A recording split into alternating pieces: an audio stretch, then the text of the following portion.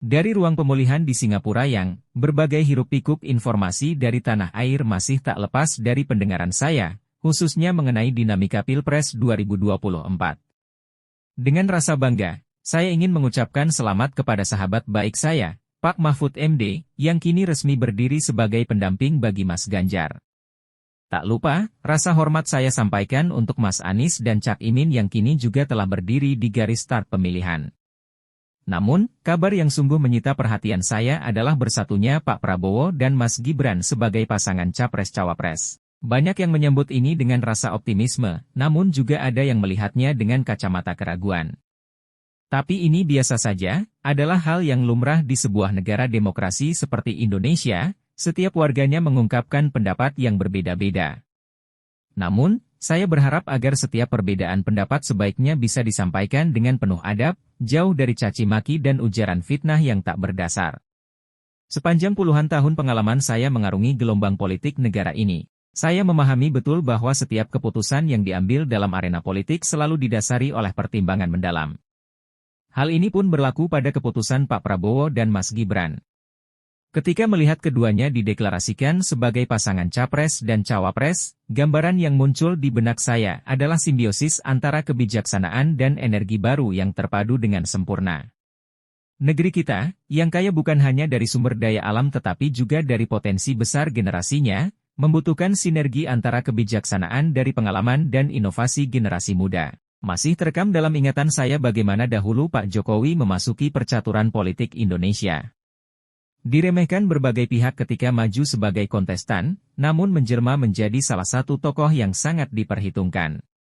Memenangkan 2 kali pemilihan presiden di Indonesia tidaklah sederhana, apalagi masih memiliki 80% lebih approval rate di setahun terakhir masa jabatannya.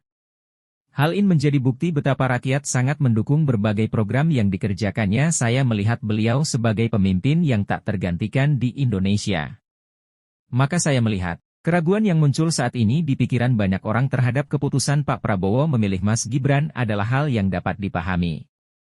Namun, kita harus selalu mengingat bahwa setiap langkah yang diambil oleh keduanya, saya yakini memiliki niat tulus untuk mewujudkan visi Indonesia maju.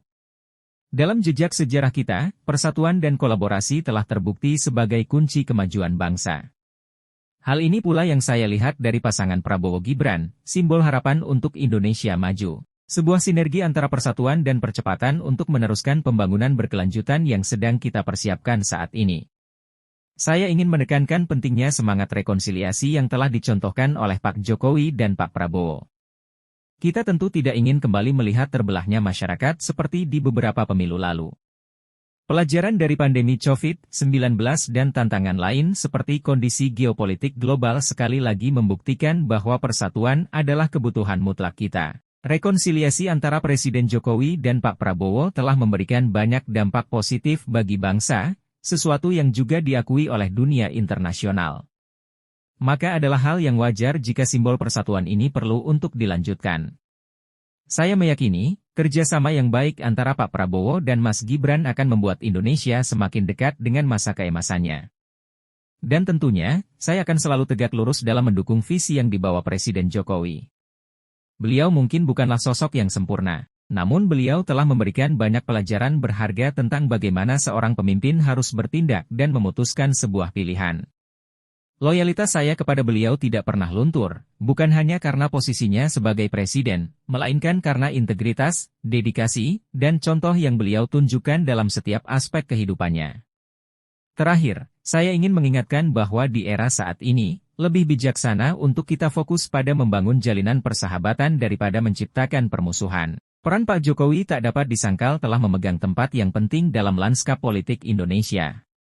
Dengan demikian, marilah kita senantiasa menjaga kerendahan hati, menjauhkan diri dari sikap angkuh, dan bergerak dengan penuh kesadaran serta empati.